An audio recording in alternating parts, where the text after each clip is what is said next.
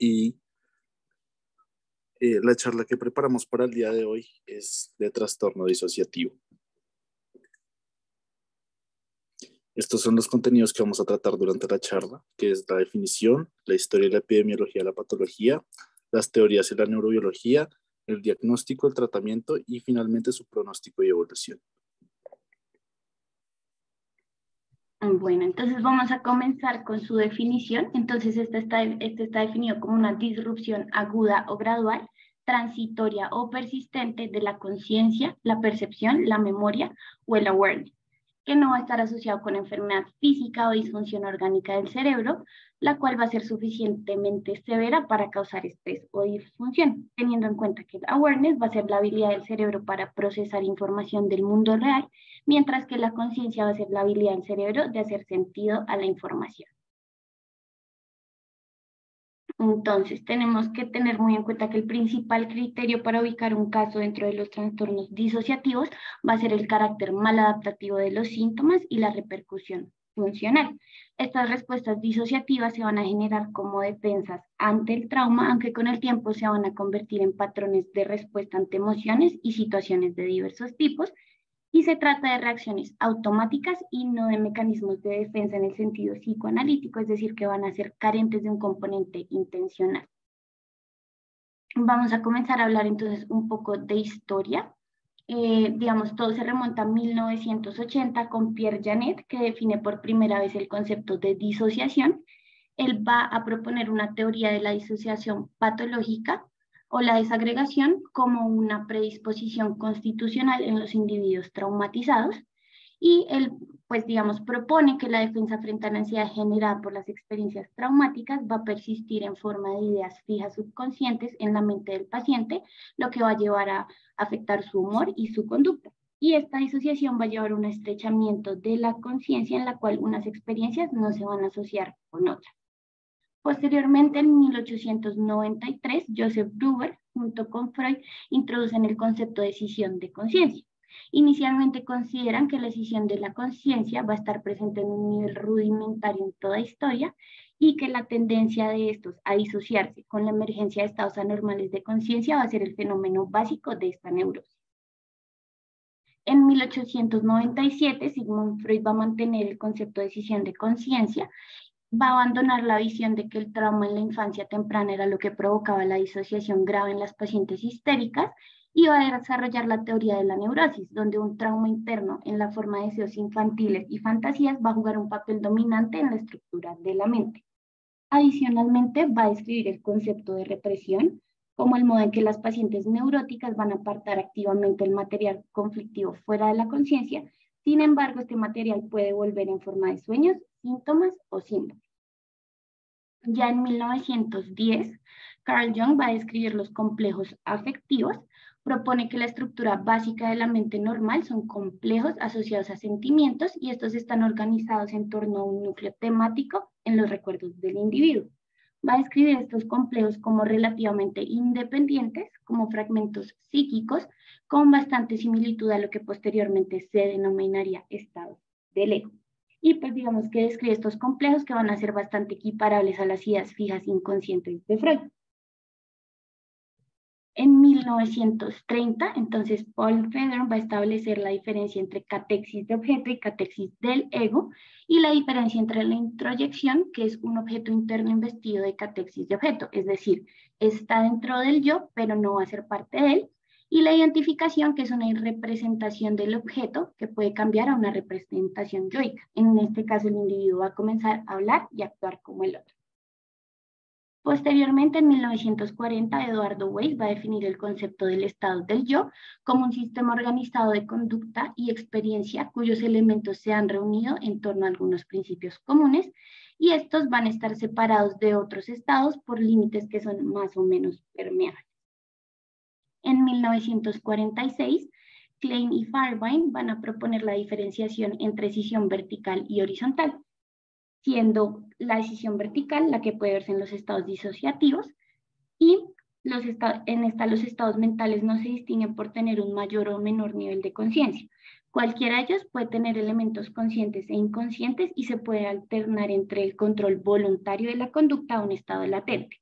y estaría pues enlazada con la descripción de trastorno de personalidad múltiple que se ha desarrollado en las últimas décadas. Y la decisión horizontal, entonces se va a distinguir entre unos contenidos conscientes, accesibles plenamente al individuo, y otros que van a estar situados en un plano más profundo y de un más difícil acceso.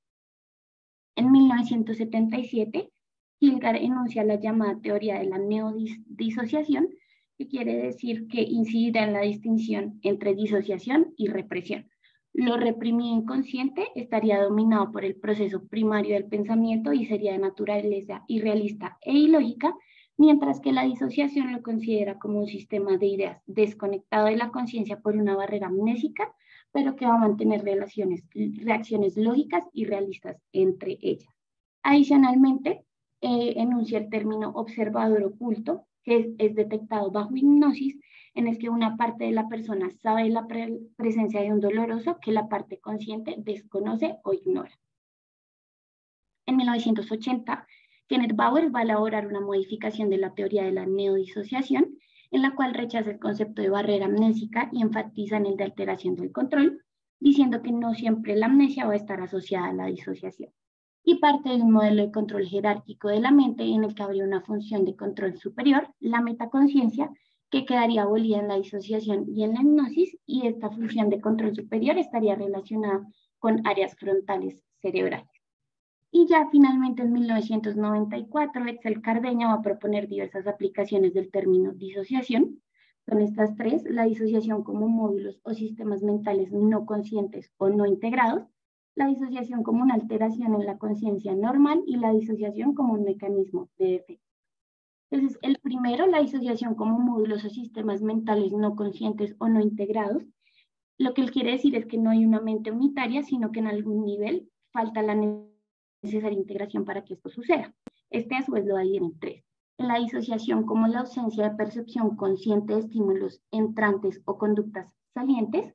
Entonces lo que él quiere decir es que estamos escuchando, viendo, sintiendo algunas cosas, pero en ese momento no nos damos cuenta, o cuando realizamos conductas bien aprendidas sin mantener un control continuo y consciente de la misma. Un ejemplo que podría entrar entre experiencias normales es el hecho de conducir pues, un carro de modo automático mientras mantenemos una conversación, y en el ámbito patológico ya entraríamos a hablar de la fuga disociativa, que más adelante pues vamos a explicar de qué se trata. El segundo punto es la disociación como la coexistencia de sistemas mentales separados que deben ser integrados en la conciencia de la persona, su memoria e identidad. Entonces, esto es lo que algunos autores pueden definir como estados mentales o estados del ego. Y en estos casos ya se vería en casos como el trastorno de identidad disociativa, en el cual estos estados mentales pueden controlar la conducta del individuo y van a haber barreras amnésicas entre un estado y otro que son más o menos rígidas. Y finalmente, la disociación entre la conducta saliente o percepción inconsistente con la introspección verbal que el paciente refiere. Entonces, el individuo va a tener acceso a la conducta o a la percepción, pero va a existir una contraindicación o una inconsistencia.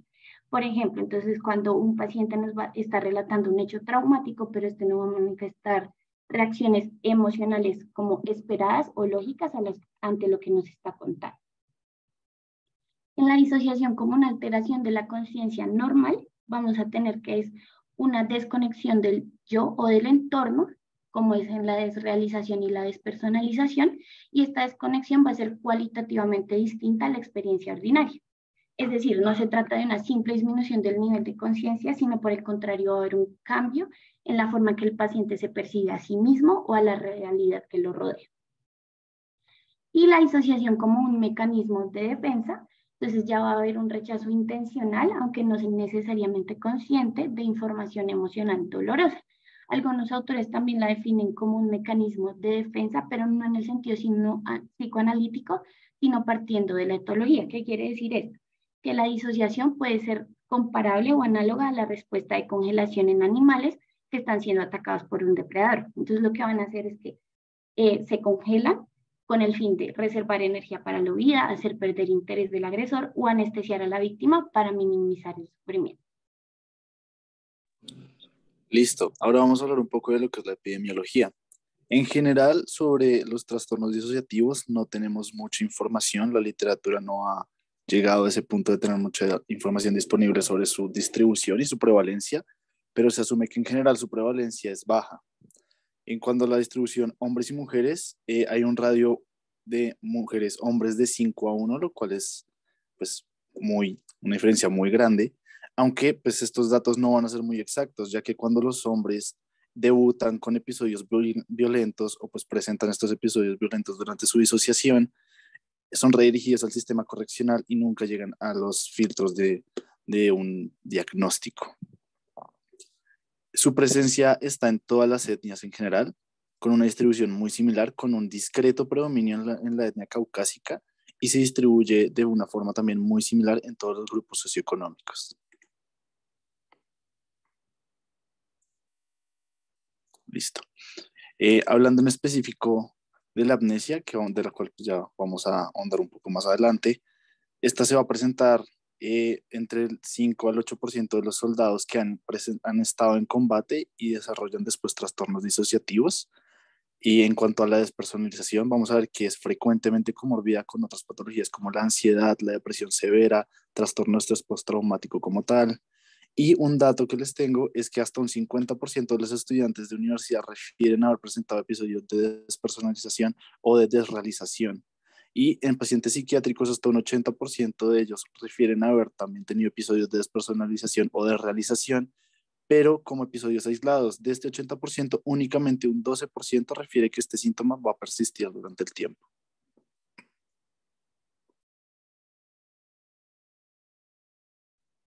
Listo. Ya vamos entonces a comenzar a entrar a hablar sobre las teorías. Digamos, la más importante va a ser la teoría de la disociación estructural, en donde la personalidad normal se va a considerar la organización dinámica dentro del individuo de los sistemas biopsicosociales que van a determinar sus acciones características. Estos sistemas, que también van a ser denominados sistemas de acción, básicamente son de dos tipos: de supervivencia, los cuales se encargan de la vinculación, el cuidado de los hijos y de la alimentación, y de defensa frente a la amenaza, como la lucha, la huida y la sumisión. En estos casos, la traumatización va a implicar en esencia un cierto grado de división o disociación de estos sistemas psicobiológicos que van a constituir la personalidad del sujeto.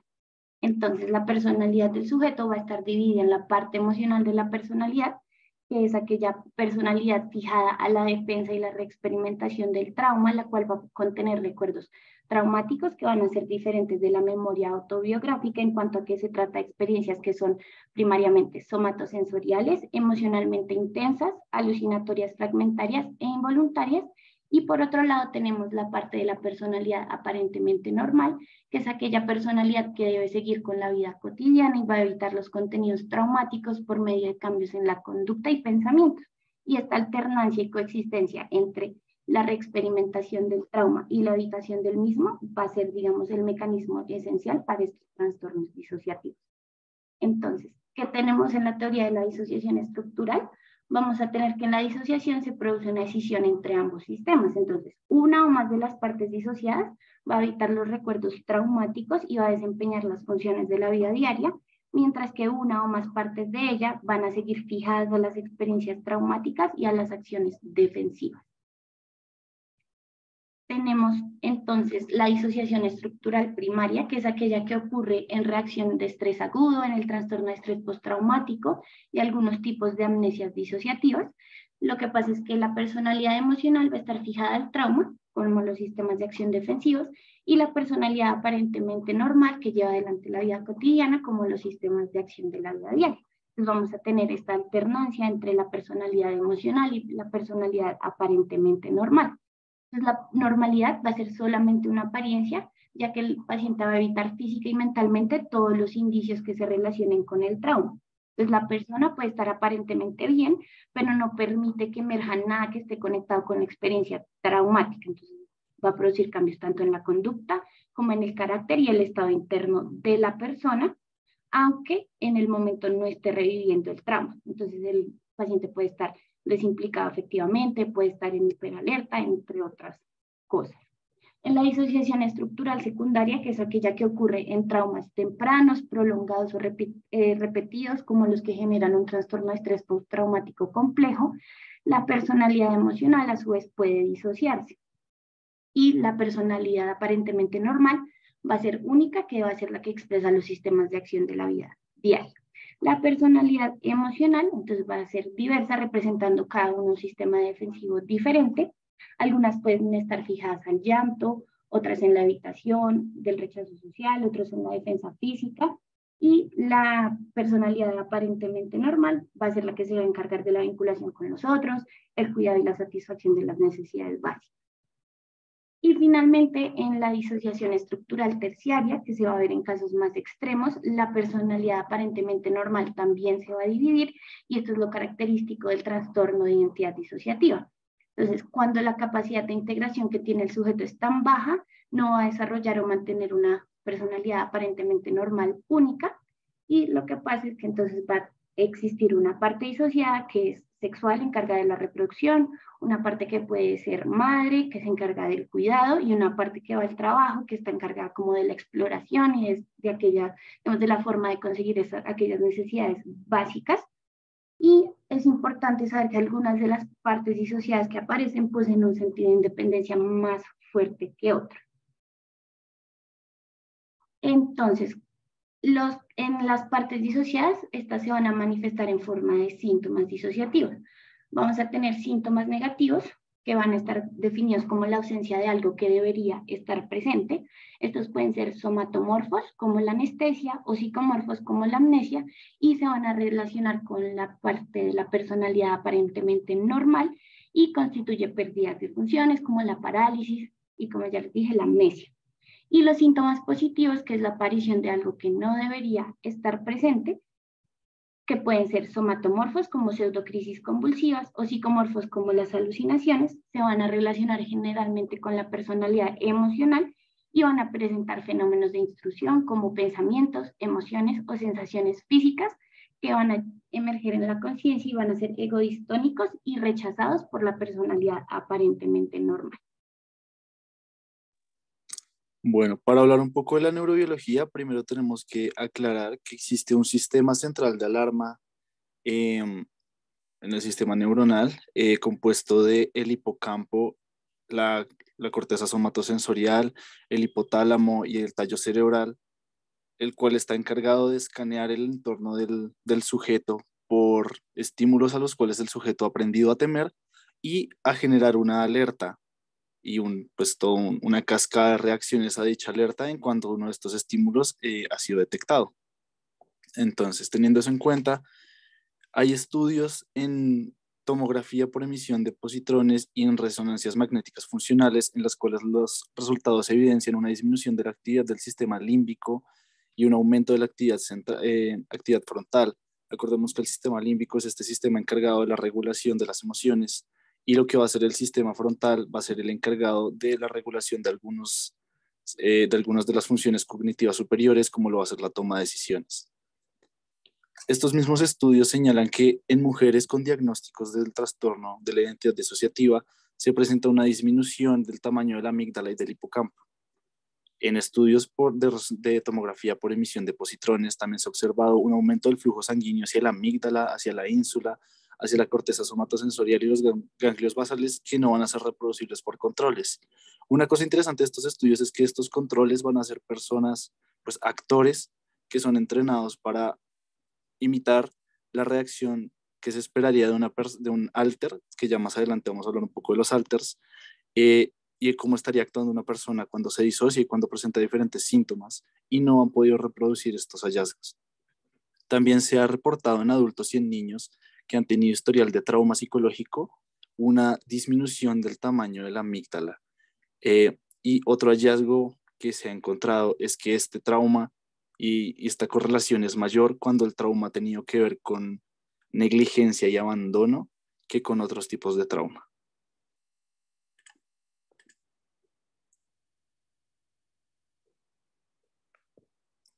Esta es una de las imágenes que podemos obtener de estos estudios. Es una resonancia, una de las resonancias funcionales en donde se aprecia la parte que alcanzan a ver en rojo, es una de las áreas de la amígdala, esa que está señalando mi compañera, y se ha correlacionado que a mayor puntaje de las escalas de autoevaluación de síntomas disociativos, hay un hay una disminución en su tamaño, pues directamente proporcional.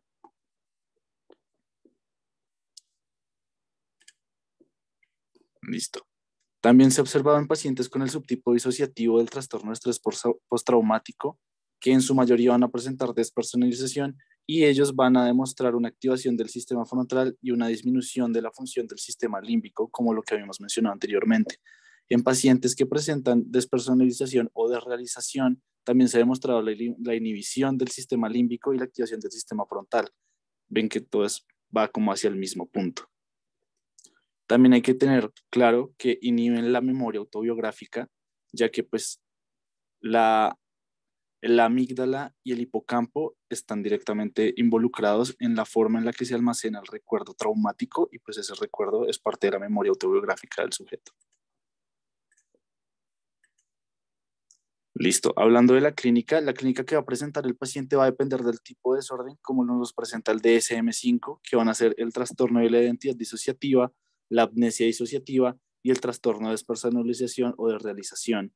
De estos tres, los más prevalentes van a ser la amnesia disociativa y el trastorno de despersonalización, y se presentan en una proporción mucho mayor que el trastorno de identidad disociativa como tal. El 94% de los pacientes con un diagnóstico de trastorno de identidad disociativa van a presentar síntomas disociativos aislados. No van a presentarnos una clínica florida como la que nos es presentada por Hollywood o pues por el imaginario social que se tiene sobre la patología, sino que van a ser síntomas aislados.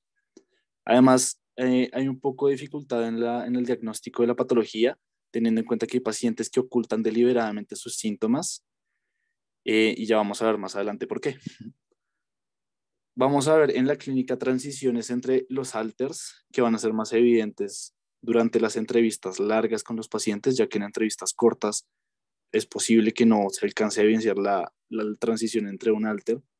Y vamos a ver que pueden presentar algunas alucinaciones. Algunos de los estudios y unos de los casos que reportaron dicen que el cambio de los alters, o pues estos alters se presentaban como alucinaciones más que nada auditivas sobre el alter, mencionándole a la persona las conductas que quería realizar o lo que iba a hacer cuando tomara el control o pues cosas por el estilo.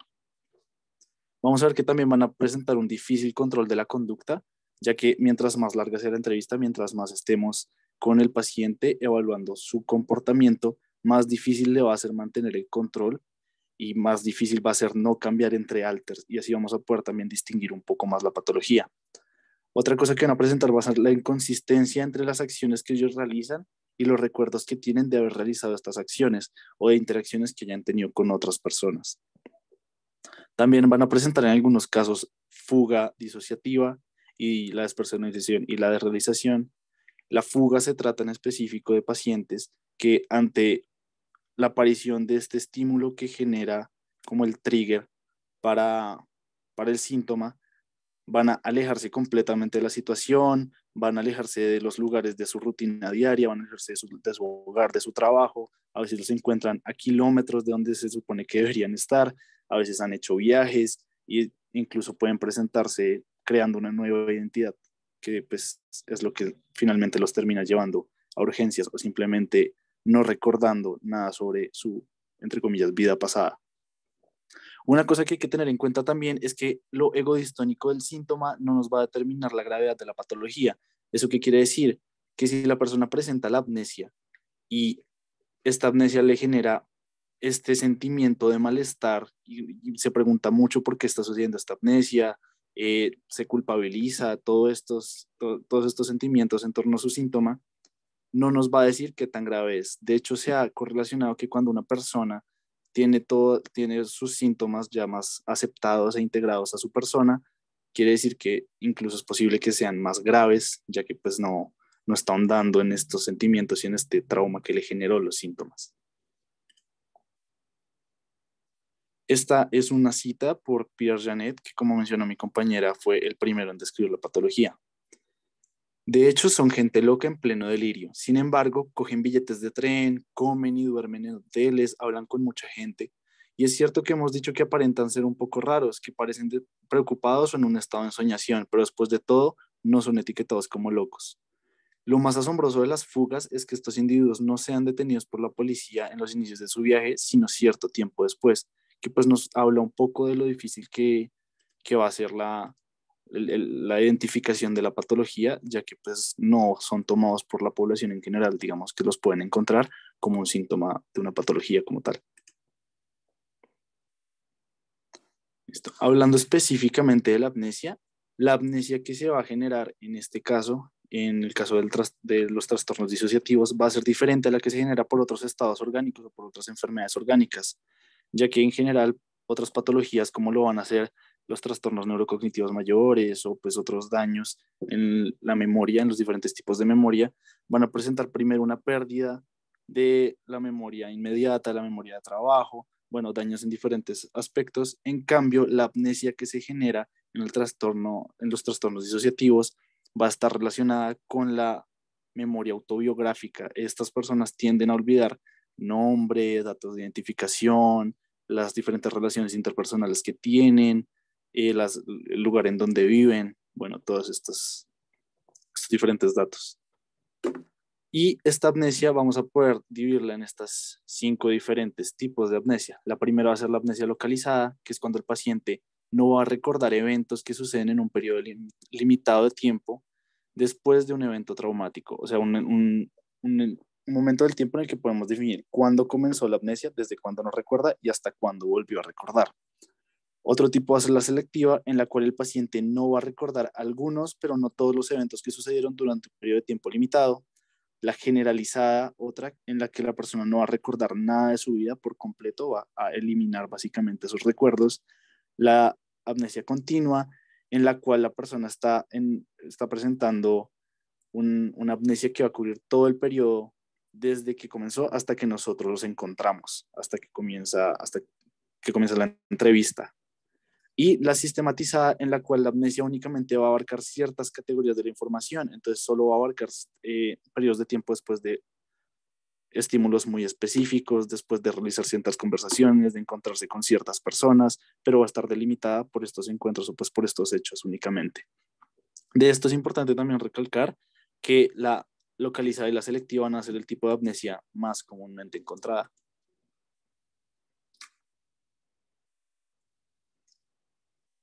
En 1987, Kuff describe 14 signos sugestivos de trastornos disociativos, que aquí los tengo para que los, los lean, pues van a ser 14 diferentes signos de los cuales ya muchos hemos hablado anteriormente. Entonces, por ejemplo, tratamientos fallidos previos, que hayan tenido 3 o más diagnósticos de otras patologías previamente, que los síntomas psíquicos y somáticos se presenten consistentemente, que su nivel de funcionamiento y los síntomas que representen vayan a fluctuar con el tiempo, que presenten dolores de cabeza u otros síntomas de dolor, que presenten distorsiones en el tiempo o lapsos de tiempo sin recordar nada, que vayan a comenzar a comentar conductas que no recuerdan, que las demás personas en su entorno noten cambios que les llamen la atención, que se den cuenta que tengan objetos, que hayan hecho cosas, que hayan escrito cosas y que estén entre sus pertenencias, pero pues ellos no se acuerden de haberlo hecho.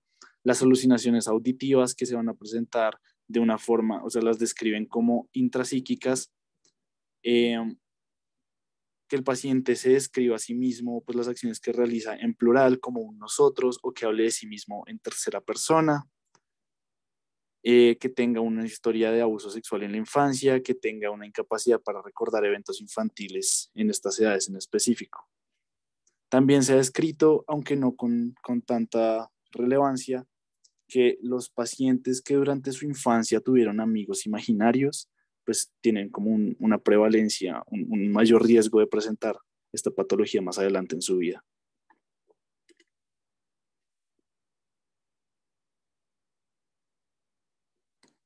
Ya en lo que va a ser el diagnóstico, tenemos los criterios propuestos por el DSM-5 y más adelante vamos a hablar de los instrumentos psicométricos que tenemos. Entonces, lo que propone el DSM-5 para el trastorno de identidad disociativo va a ser la perturbación de la identidad que se va a caracterizar por 2 o más estados de la personalidad bien definidos que se pueden describir en algunas culturas como una experiencia de posesión. La perturbación de la identidad implica una discontinuidad importante del sentido del yo y el sentido de la entidad. También otro de los criterios va a ser que presente los lapsos recurrentes de la memoria, estos periodos de amnesia, que estos síntomas sean egodistónicos y que no sean explicables por otra patología psíquica o orgánica o por el consumo de alguna sustancia. En cuanto a la amnesia disociativa, va a ser que presente la incapacidad de recordar esta información autobiográfica, como les mencioné previamente, y que generalmente va a ser por eventos de naturaleza traumática o estresante. Estos síntomas nuevamente van a causar el malestar significativo, no se van a poder explicar por otra patología orgánica, psíquica o por consumo de sustancias. Y es muy importante aclarar que para poder realizar un diagnóstico de amnesia disociativa pura, el paciente no puede tener otros síntomas disociativos.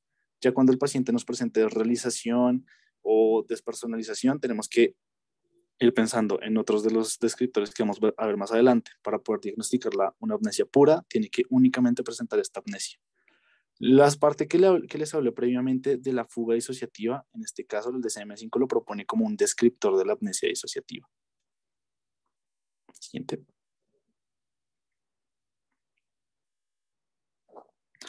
En cuanto al trastorno de despersonalización o de realización, es que tenga la presencia de las experiencias persistentes de despersonalización o de realización. ¿Qué van a hacer?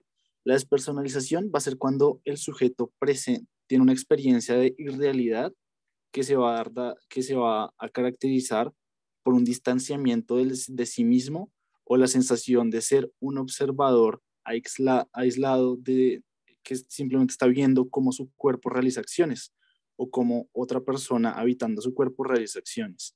Y en la desrealización va a ser una experiencia de irrealidad en la cual el paciente no se va a distanciar de sí mismo, sino del entorno. Entonces va a sentir que lo que está a su alrededor no es lo real. Estos síntomas pues también tienen que ser egodistónicos, tienen que causar el malestar, no se pueden explicar por otra patología, bueno, como en general el DSM-5 nos propone los diagnósticos de las diferentes patologías. Y además existen unas pruebas de realidad que se realizan en psicología que en estos casos van a estar intactas, sus resultados no van a ser sugestivos de nada.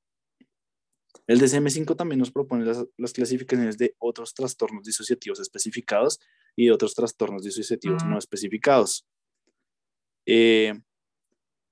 De estos especificados vamos a tener síndromes crónicos y recurrentes de síntomas disociativos que van a ser cuando presentan estos diferentes síntomas disociativos aislados, la alteración de la identidad debido a la persuasión coercitiva prolongada e intensa, que en las descripciones del DSM-5 menciona pacientes que hayan sido sujetos de lavado de cerebro, de tortura, de encierro prolongado. También nos va a proponer reacciones disociativas agudas a sucesos estresantes que van a ser aisladas y únicamente correlacionadas a algún evento estresante muy específico. Y al final, el trance disociativo. Ya en el no especificado es cualquier síntoma o pues persistencia de síntomas disociativos que no encaje con ninguna de las otras descripciones.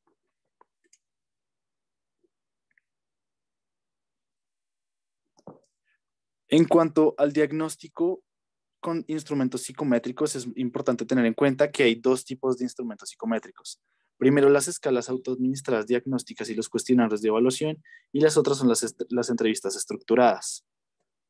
Lo importante es que las escalas autoadministradas y los cuestionarios nos van a servir para sugerirnos una patología, pero no nos van a servir para el diagnóstico como tal.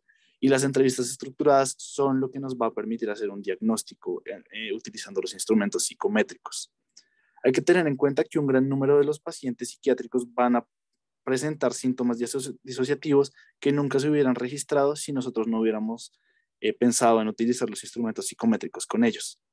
En estas escalas autoadministradas hay varias de las descritas. Está, por ejemplo, el inventario multidimensional de la disociación, la escala de las experiencias disociativas y el examen del estado mental para la disociación, que todos estos son cuestionarios de varias preguntas que intentan evaluar la presencia de los síntomas disociativos en la vida del paciente, pero son autoadministrados. Entonces ustedes entregan el cuestionario o pues realizan el cuestionario y simplemente van respondiendo según una calificación que el cuestionario da por cada pregunta. Ya en las entrevistas estructuradas van a ser instrumentos, como les dije, mucho más fiables que nos van a permitir hacer el diagnóstico. Existen diferentes, por ejemplo, la SCID, la DDIS, otras entrevistas como la de trastornos disociativos y síntomas relacionados con el trauma, y otros que son para trastornos de estrés extremo. Pero pues para la administración el entrevistador tiene que estar muy entrenado para saber cómo interpretar los resultados de las entrevistas estructuradas y cómo realizarlas de una forma adecuada. En esta tabla les tengo diferentes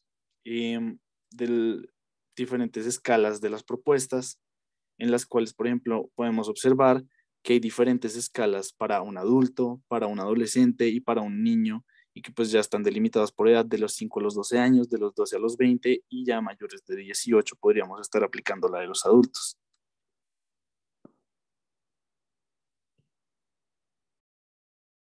Listo, y ya pues una vez hablado de diagnóstico, igual tenemos que tener en cuenta que es una patología de muy difícil diagnóstico.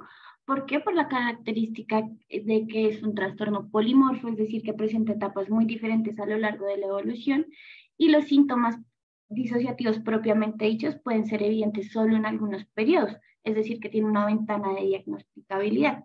Adicionalmente, están muy asociados con otras patologías como trastornos afectivos, ansiedad, abuso de sustancia, trastorno límite de personalidad. Y el paciente generalmente tiene ocultamiento, es decir, que va a disimular los síntomas disociativos y esto va a hacer que pues, pasen inadvertidos. Entre los diagnósticos diferenciales, entonces tenemos la epilepsia parcial compleja, la epilepsia del lóbulo temporal, y estos se van a diferenciar con la fuga disociativa, ya que la fuga disociativa son conductas bien elaboradas, síntomas de despersonalización, y los cambios de conducta son demasiado complejos comparados con los cambios de conducta que podemos ver en una epilepsia parcial compleja, donde podemos tener movimientos automáticos como de masticación o movimientos automáticos con las manos. Y en la epilepsia del lóbulo temporal, entonces tenemos el déjà vu, automatismos simples, alucinaciones auditivas, y va a estar caracterizado por síntomas autonómicos que nos va a marcar la diferencia con la fuga disociativa. En la amnesia disociativa versus cualquier trastorno neurológico u orgánico que nos genere amnesia, lo que hemos venido hablando, la información relativa a la identidad personal es lo que se va a alterar de modo predominante, mientras que en trastornos neurológicos u orgánicos la información personal es lo último que se ve afectado. Y algo muy importante es el diagnóstico diferencial de uso de sustancias disociativas como la ketamina, por eso es muy importante a todo paciente realizarle pruebas de drogas en sangre y en orina.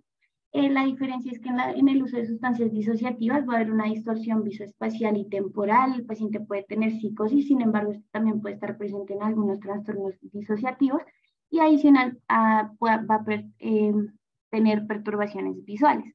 Mientras que en los trastornos disociativos, estos cambios de conducta les van a ser más complejos, persistentes y no van a tener alteraciones autónomas. Listo, hablando de trastorno afectivo bipolar, vamos a ver que los cambios que tienen en su conducta van a ser cambios marcados en episodios agudos que pueden aparecer con las alucinaciones auditivas o en oscilación periódica entre dos estados diferentes. En cambio, en los trastornos disociativos vamos a ver que hay una historia de trauma precoz con circunstancias ambientales que nos van a disparar el cambio. Con los trastornos facticios vamos a ver que es un problema distinto de simulación y se asocia con una psicopatología más compleja y más grave, mientras que los trastornos disociativos son reactivos a las circunstancias ambientales del momento y pueden aparecer en circunstancias interpersonales.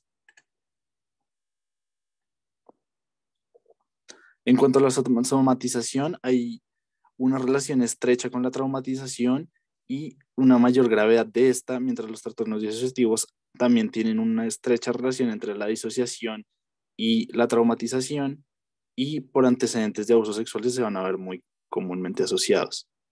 Va a haber una relación estrecha también entre el trastorno límite de la personalidad y los trastornos disociativos, como habíamos hablado de las comorbilidades anteriormente, y va a haber una relación entre los trastornos disociativos y síntomas depresivos y ansiosos. Para terminar de hablar de los diagnósticos diferenciales, en los trastornos obsesivos compulsivos va a haber pensamientos intrusivos que son egodistónicos, que van a reconocerse como propios, aunque no son totalmente suyos. En el trastorno de identidad disociativa los pensamientos son dirigidos al sujeto y la personalidad principal va a establecer discusiones internas con las otras partes disociadas, manteniendo diálogos y peleas con estas.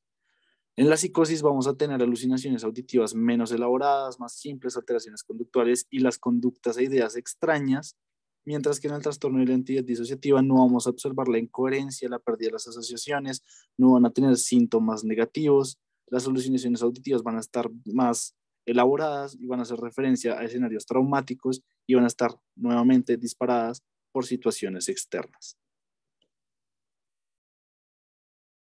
Y ya finalmente, para hablar del tratamiento, entonces los objetivos específicos del tratamiento, el primero pues va a ser abordar específicamente la fragmentación, ya que si partimos que la teoría de la disociación estructural es la fragmentación de la personalidad por el trauma, y que este va a ser el mecanismo central de los trastornos disociativos, debemos incidir de forma básica en restaurar esta fragmentación, que es como el elemento central de la terapia. Adicionalmente, hay estudios que muestran que no abordar directamente la fragmentación de la personalidad y los síntomas disociativos van a conllevar un peor pronóstico que trabajar específicamente con estos síntomas. Adicionalmente, entonces, ayudar a la persona a vivir en el presente, dejando de estar condicionada a experiencias traumáticas previas. Como ya lo mencioné, la integración de los elementos disociados. Importante tener en cuenta que la integración de los elementos disociados, como muchas personas pueden creer que podría reforzar los síntomas, por el contrario, nos ayuda mucho, digamos que a mejorar los síntomas disociativos y mejorar el nivel de funcionamiento mental general del paciente para que, digamos, tenga un nivel de conciencia más desarrollado, dando un significado distinto a sus experiencias previas, traumáticas y a su modo de estar en el mundo. Entonces, básicamente, tenemos 3 pilares de tratamiento: la estabilización y establecimiento de seguridad, el trabajo con el trauma y la integración de las partes disociadas. Importantísimo tener en cuenta la relación terapéutica, ya que muchas veces estos pacientes con trauma grave pueden presentar problemas con la relación terapéutica, sea por apego disfuncional o experiencias traumáticas, por lo cual es bastante complejo manejarlos, y dependiendo de la relación terapéutica que se establezca con el paciente, vamos a hablar de un mejor o un peor pronóstico del mismo. ¿Qué técnicas tenemos? Tenemos la técnica del modelo cognitivo, entonces vamos a trabajar sobre las graves distorsiones que presentan los pacientes, entendiendo cómo se generan estas distorsiones y qué distintos estados de conciencia pueden estar presentes en distintas distorsiones cognitivas. Y el modelo sistemático, que va a ser la relación entre las distintas partes en que está fragmentada la conciencia y la identidad del paciente. Las terapias las vamos a clasificar en la rigidez procusteana, en la cual el terapeuta va a forzar el diagnóstico y el tratamiento para hacer encajar a estos pacientes en la teoría a la que, digamos, el profesional se adscribe. La minimización, donde los síntomas se reconocen pero se ignoran o restan importancia, confiando a que esto pueda llevar a su desaparición y pensando que trabajar sobre ellos equivaldría a reforzarlos.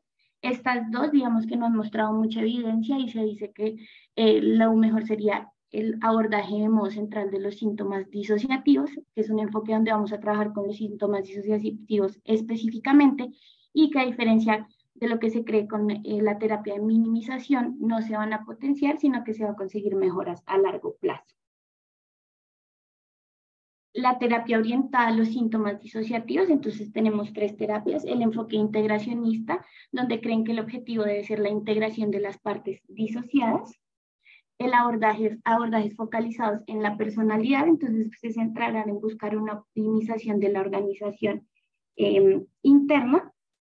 Acá defienden que en los individuos normales existen diferentes estados mentales y que la división y la no integración es el funcionamiento normal, y se centrarán en buscar una optimización de la organización interna.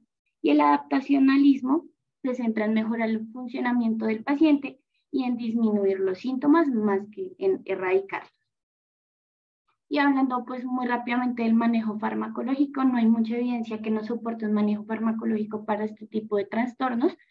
Importante en estas 3 consideraciones: obtener información de hechos que permanecen fuera de la memoria consciente. Se ha visto efectivo el uso de amobarbital, tiopental, anfetaminas y benzodiazepinas. La estabilización de los síntomas que nos permite iniciar una psicoterapia posterior, y el tratamiento de síndromes comórbidos. El tratamiento de síndromes comórbidos, entonces, si el paciente tiene una depresión comorbia, el uso de inhibidores selectivos de recaptación de serotonina o antidepresivos duales. Importante tener en cuenta que las personalidades alternativas pueden presentar diferentes respuestas a la medicación debido a pues, sus diversos niveles de activación, del estado de ánimo y de síntomas, y que el tratamiento farmacológico debe orientarse a aquellos síntomas que se manifiesten en todas las identidades y no a los que aparecen de forma esporádica o fluctuante. Las comorbilidades con TAP, entonces las fluctuaciones anímicas no responden a estabilizadores de ánimo y solo van a estar indicados si se demuestra comorbilidad con trastorno afectivo bipolar, y el tratamiento de conductas autolesivas ha mostrado efecto el uso de naltrexona. En alucinaciones y delirios, generalmente no responden bien a los antipsicóticos, pero ocasionalmente en pacientes crónicos con una gran desorganización que sean refractarios a otros antipsicóticos, estos pueden responder bien a dosis bajas de clozapina. Bueno, en la literatura se describen ciertos factores que nos van a predisponer para un pronóstico desfavorable, que van a ser una duración de tratamiento prolongada, un número de terapeutas considerables quienes hayan tratado al paciente después del diagnóstico adecuado. Vamos a ver que es un factor de pronóstico desfavorable cuando hay mucha inversión de la energía y del narcisismo en la separación de las partes, cuando hay preocupación en descubrir una y otra vez el material traumático y el paciente durante la terapia no se preocupa por centrarse en la resolución de los síntomas, sino únicamente en cubrir este material traumático que genera la disociación.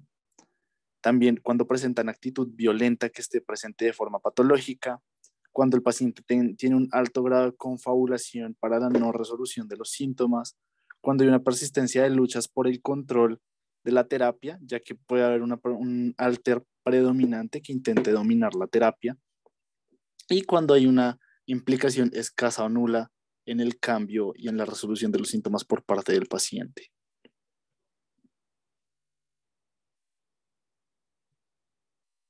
En cuanto a la evolución del paciente, se han presentado tres diferentes grupos, o pues se han propuesto tres grupos. El primero, que son respondedores rápidos o un trastorno de la identidad disociativa de alto funcionamiento.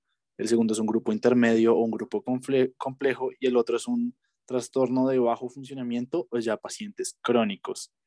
En el primer grupo vamos a ver que tienen pocas comorbilidades, van a tener pocos rasgos de trastornos de la personalidad.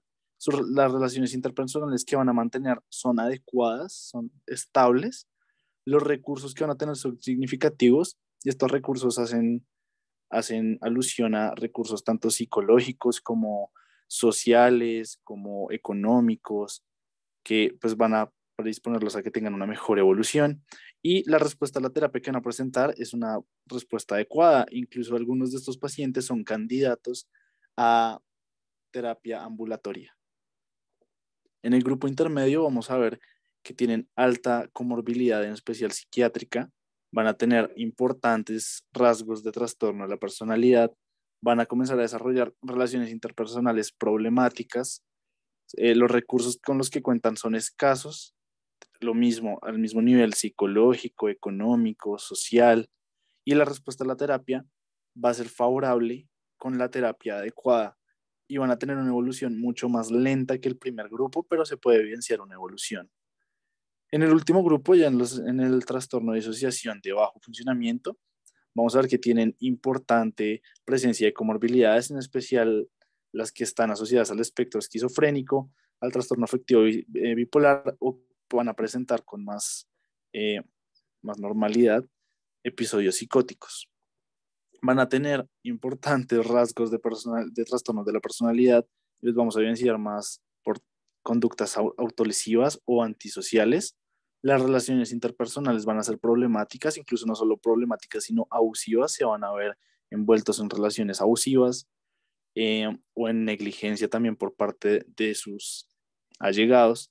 Sus recursos van a ser mucho más limitados que los dos grupos anteriores, y la respuesta a la terapia va a ser mucho más lenta, va a requerir de mucho más tiempo, de un estudio más profundo de la patología del paciente, y estos no van a ser candidatos al tipo de terapia que va orientada a la integración de la que habló mi compañera anteriormente.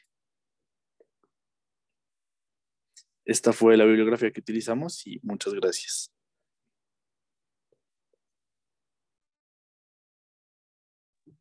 Bueno, muchas gracias a ustedes por la presentación. Por el momento no tenemos preguntas en el chat. Recuerden que si tienen alguna la pueden inscribir por el chat o la pueden decir en el micrófono. No sé si el doctor Cano tenga algo que decir de la presentación. No, felicitarlos por la presentación. Creo que fue muy juicioso de alguna manera la revisión del tema. Tal vez recordarles a todos, porque tal vez ya es varias veces que hemos visto el interés sobre estos temas en particular. Los trastornos disociativos son muy frecuentes, pero más que el trastorno, los síntomas, es decir, la presentación de los síntomas disociativos son frecuentes, pueden ser frecuentes en la población general, pero no significan patología. El hecho de yo tener un síntoma disociativo no quiere decir que tengo un trastorno o que estoy enfermo. Los trastornos como tal, por disociación, son muy raros. En los pacientes con enfermedades mentales son mucho más comunes la presencia de síntomas disociativos y hay algunas condiciones en las cuales son mucho más evidentes. En particular, cuando estamos hablando de todos los trastornos somáticos, que incluye la somatización o lo que llamábamos antes, es como el temor a la enfermedad o efectivamente yo siento que estoy enfermo y por cualquier cosa me voy a enfermar. El trastorno facticio también estaría ahí y lo que conocemos como conversión o trastornos funcionales, por decirlo así. Y en los trastornos de personalidad, en particular en el trastorno límite de personalidad, se pueden presentar con alta frecuencia síntomas disociativos. Pero de verdad, yo he visto tal vez una fuga disociativa en la vida, una sola, y pacientes con trastorno de identidad disociativa, aparte de los que uno ve en los medios, creo que no he visto uno que efectivamente esté confirmado. Importante el trabajo sobre el trauma. Creo que el trauma efectivamente desde la infancia se asocia con muchas condiciones, no solo depresión, ansiedad, trastornos disociativos o síntomas disociativos y trastornos somáticos en particular. Y la verdad cada vez salen más publicaciones con ese tema, incluso con trauma desde el embarazo. Trauma a la madre en el embarazo con desenlaces en salud mental en el niño y en el adolescente o en el adulto. Pero de verdad, felicitaciones como por el esfuerzo. Por el momento ha llegado una pregunta al chat y dice lo siguiente, doctor. ¿A partir de qué edad se puede diagnosticar un trastorno disociativo? En general es muy difícil en un infante y adolescente hablar de trastorno disociativo, en particular porque los mecanismos de defensa en el infante en particular utilizan mucho la fantasía y eso se puede confundir con lo que describía Julián de confabulación. Por tanto, no se hace en niños un diagnóstico de trastorno de identidad disociativo. Y yo pensaría que en adolescentes no es claro hacer la precisión a partir de digamos que como los trastornos de personalidad después de los 16 años, uno pudiera pensar que estarían presentes. Recuérdense que los trastornos de personalidad requieren que sea mayor de edad, con excepción del trastorno antisocial. Es el único que se puede diagnosticar desde etapas más tempranas de la edad, digamos que del desarrollo. Pero es imposible uno hablar de un trastorno de identidad disociativa en un niño, por ejemplo. Si nos vamos a los criterios del DSM-5, en particular, no ponen el límite de edad en trastorno de identidad disociativa, eh, no lo ponen en ninguna parte y dice que en niños los síntomas no deben ser explicados por fantasía y juego. El problema sí es efectivamente separar eso, digamos que esa fantasía del juego con trastorno de identidad. Se podría hacer, pero yo lo veo muy, muy difícil. En resumen, el DSM-5 no pone limitación de edad. Yo considero casi imposible hacer el diagnóstico, pero pues yo me imagino que psiquiatras infantiles muy juiciosos pudieran llegar a tal fin como parece. Sería bueno hacer, por ejemplo, una evaluación de qué opinan los psiquiatras en Colombia de la existencia o no del trastorno de identidad disociativo como entidad nosológica. Vale, doctor. Y la otra pregunta, que es la última que tenemos en el chat, es cómo se podría explicar la baja incidencia de trastornos disociativos en Colombia, especialmente considerando la historia violenta y traumática propia. ¿Sabes que la baja prevalencia de trastornos de identidades en el mundo entero, donde más se describen series de casos, no sé por qué son en Estados Unidos, series de casos de trastornos de identidad disociativa? En Colombia, a pesar de que hay alto componente de trauma, no sé si tenemos mecanismos de resiliencia aparentemente alto o baja búsqueda de pacientes activa en términos de trastornos. Pero uno sí ve con mucha más frecuencia trastorno por somatización o trastorno por conversión en paciente que ha sido sujeto a violencia y a trauma. Y aparentemente la prevalencia está incrementada. Yo les daré una respuesta adicional. No es algo que se busque con mucha frecuencia. Si ustedes van a la encuesta nacional de salud mental, sí, el 11% de los colombianos sufrimos de algún tipo de trastorno mental, pero lo que se identifica en este tipo de encuestas es sobre todo trastornos de ansiedad, depresión, más abajo, trastorno bipolar, por allá lo psicótico, pero este tipo de trastornos casi que no se busca de manera activa. Vale, doctor, muchas gracias. Por el momento no nos han mandado más preguntas. Me mandaron una por privado. Listo. Entonces, doctor, ¿cómo se podría diferenciar de un paciente que presenta un trastorno facticio basado de lo que ve en medios de comunicación versus un paciente que de verdad presenta un trastorno de identidad disociativa? Venga, pero estamos hablando de dos cosas distintas. Recuerden que una cosa es el trastorno facticio y otra cosa es la simulación. No se pueden confundir esos dos términos. El paciente con trastorno facticio hace síntomas psiquiátricos no explicados por una patología como tal y son de distintos tipos. Y puede haber trastorno facticio provocado a sí mismo o trastorno facticio provocado a otros, ¿sí? Que es el trastorno facticio by proxy, pero no va en relación con lo que yo necesariamente veo del medio ambiente. El simulador es el que simula tener una enfermedad mental para lograr un beneficio. Lo que diferencia un poco el facticio del simulador es que la intención del trastorno facticio o de la persona que sufre de un trastorno facticio es la búsqueda de atención, nada más. No hay una segunda intención aparte de la búsqueda de atención, mientras que en la simulación hay una ganancia secundaria adicional, usualmente dinero, pensión y capacidad. ¿Vale? Eso es importante tenerlo claro. Distinguir un trastorno de identidad disociativa de un trastorno facticio es bien difícil, pero como estaba explicando, creo que fue Julián el que ponía las diferencias ahí, en particular de estos dos, algo que pasa con los trastornos facticios, sea cual sea, es que no cumplen como que todos los criterios como tal. De alguna manera no es totalmente homogéneo en términos de la presentación de los síntomas.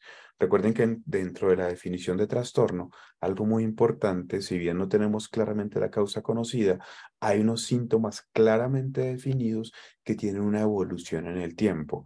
En el trastorno facticio, dicha evolución es, digamos que alterada, no ocurre de manera como uno esperaría en la descripción de un trastorno de identidad.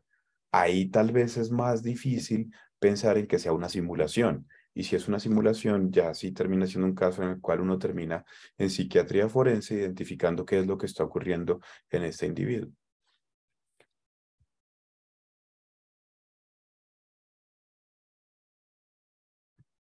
Listo, muchas gracias, doctor. Vale, no sé si te han llegado más preguntas a ti, porque de mi parte, no. ¿Me confirmas? No, tampoco. Listo, entonces creo que eso sería todo. Muchísimas gracias, doctor, por asistir hoy. Muchas gracias a Vale y a Julián por la charla. Realmente estuvo muy interesante. Para recordarles a los miembros activos, recuerden que en el chat está el link de la asistencia y la palabra clave como para esta charla es despersonalización. Entonces, muchas gracias por todo. Que tengan una feliz noche. Vale, feliz noche para todos. Muchas Gracias. gracias, doctor. Muchas Gracias. gracias a todos. Muchas gracias. Hasta luego.